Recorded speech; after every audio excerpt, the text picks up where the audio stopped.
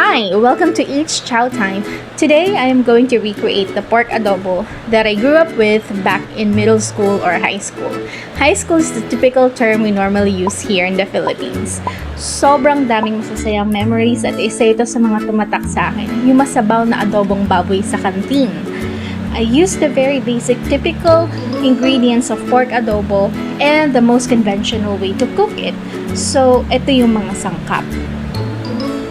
Kumuha lang tayo ng isang pot at ilagay ang sangkap. Unahin ang baboy, sumunod ang bawang, pamintang buo, toyo, suka, dahon ng laurel at 2.5 basong tubig.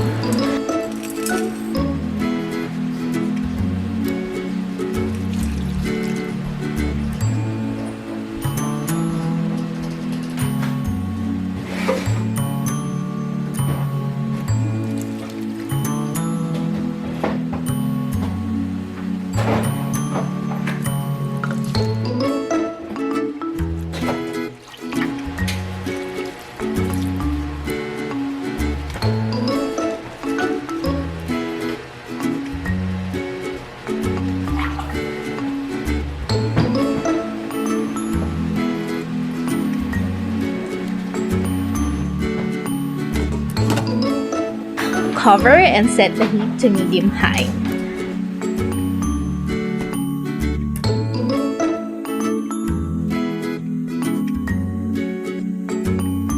Hayaan nating kumulo at once na kumulo na siya, we'll turn the heat down to medium-low for about 40 minutes or until cooked. Diba sobrang dali lang? Bigla ko lang naalala kung ano ba yung madalas kong orderin or kainin nung high school during lunchtime. At yung masabaw na adobong baboy, talaga ang una kong naisip.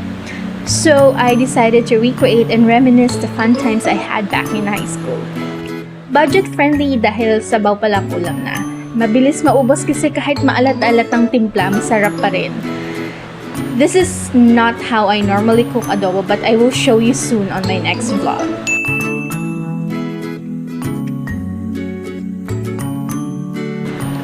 So, eto na siya, ang masabaw na adobong baboy. Syempre, hindi mawawala ang kanin. At kung may extra ka pang allowance, madalas siyang partneran ng nilagang itlog. Solved na.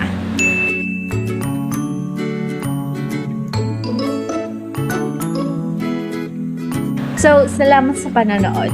Let me know in the comment section box below the food that reminds you back in middle school or high school. Please give it a thumbs up if you like this video, and I would really appreciate if you subscribe to my channel and hit the bell button to notify you whenever I upload a new video. So, thank you again for watching, and I'll see you on my next vlog. Bye!